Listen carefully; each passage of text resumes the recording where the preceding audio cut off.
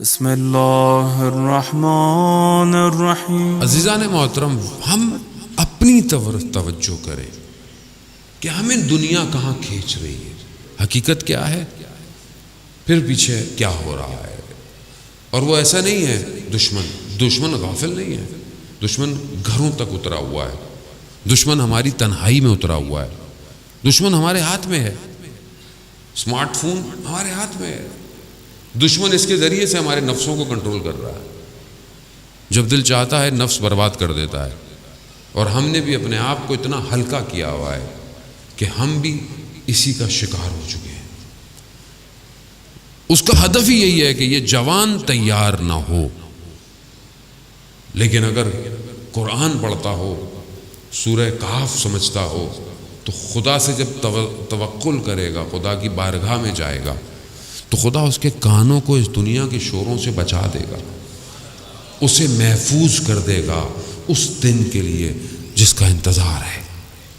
لیکن اس کے لیے ظاہر ہے ہم اپنے آپ کو اپنی طرف توجہ دیں کہ ہم کہاں ہیں، میں کہاں ہوں، میں اپنے آپ کو دیکھوں کہ میں دنیا میں کتنا مگن ہوں، میرے لیے دنیا کیا ہے، اور میں کتنا اپنے وقت کے امام سے متصل ہوں، میرے دن اور رات کیسے گزرتے ہیں، میری تنہائی کیسے گزرتی ہے۔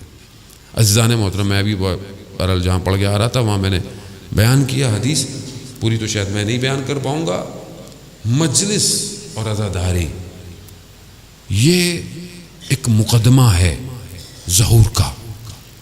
جب ہم آتے ہیں سننے تو امام رضا علیہ السلام، اللہم صلی علی محمد امام نے فرمایا، امام شبیب سے جب کہتے ہیں ابن شبیب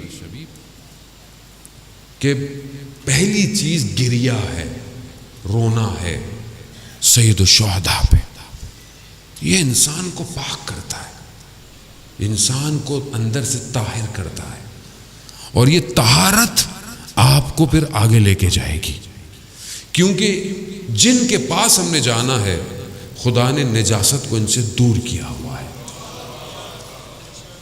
نجاست نہیں جا سکتی، تو پہلے طاہر ہونا ہے، پاک ہونا ہے۔ کیسے پاک ہوں؟ کہا کہ جو بکا کرتا ہے سید الشہداء پہ، خدا اس کے گناہ کبیر اور صغیرہ کو معاف کر دیتا ہے، معاف کر دیتا ہے۔ حدیث ہے، امام فرما رہے ہیں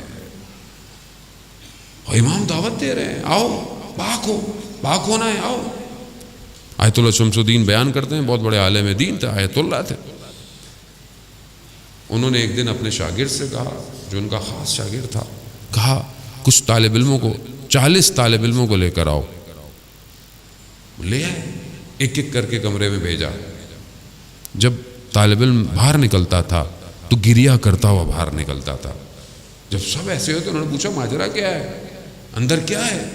کہا کہ جب ہم اندر جاتے ہیں تو اتنے بڑے آیت اللہ ہیں، اتنے بڑے عالم دین ہیں، ایک رومال ہاتھ میں ہے، اور کہتے ہیں امام حسین کا نام لیتے ہیں اور کہتے ہیں کہ امام حسین پر گریہ کرو، اور جب ہم گریہ ہوتے ہیں تو اس رومال سے آنسوؤں کو صاف کرتے ہیں اور کہتے ہیں کہ یہی میں اپنی قبر میں لے کے جانا چاہتا ہوں۔ ایک گریہ، ایک آنسو، عزیزان محترم، خوب یہ انسان کو پاک کرتا ہے۔ یہ جب پاک ہوں گے تو آپ کیوں گناہ کریں گے باہر جا کے؟ جو آنکھ امام حسین پر روتی ہو وہ آنکھ گناہ کرے گی؟ وہ آنکھ کیسے گناہ کرے گی؟ یہ تو وہ آنکھ ہے جو قیامت والے دن سب ساری آنکھیں گریہ کر رہی ہوں گی، تو یہ آنکھ خوش ہوگی، برمسرت ہوگی۔ تو ہم پہلی شرط بکا، جو ہمیں محنت نہیں کرنی پڑتی ہے، یعنی ہم کوئی محنت نہیں کرتے پورا سال۔ ہوتا ہے نا کہ انسان 40 دن کو عبادت کرے تو پھر کسی کمال پہ پہنچتا ہے، نہیں، ہم تو یہاں آتے ہیں، امام کا نام آتا ہے، ہماری آنکھ میں آنسو آ جاتا ہے۔ کیوں؟ امام نے کربلا میں کمال کیا ہے،